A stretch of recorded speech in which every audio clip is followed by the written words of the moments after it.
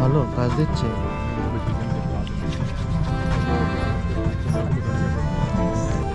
আমি আবার hand cream একটু মুখেও মেখে নিই, মুখটাও শুকাচ্ছে।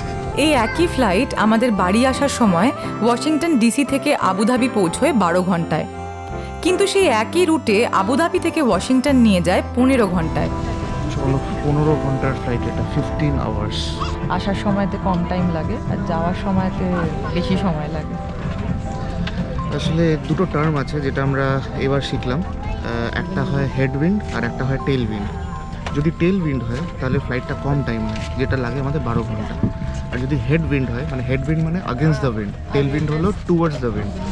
তো হেডউইন্ড যখন হয় তখন এটা লাগে বেশি, কারণ উইন্ডের আগেনস্টে ফ্লাইটটা ট্রাভেল করছে, উইচ টেক্স 15 আওয়ার্স।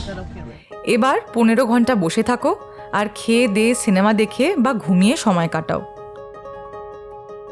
খাবার দাবার একই রকম থাকে, ওই দেয় একটা পাউরুটি সাথে বাটার, একটা ভাতের সাথে সাইড ডিশ, একটা স্যালাড আর একটা মিষ্টি জাতীয় জিনিস।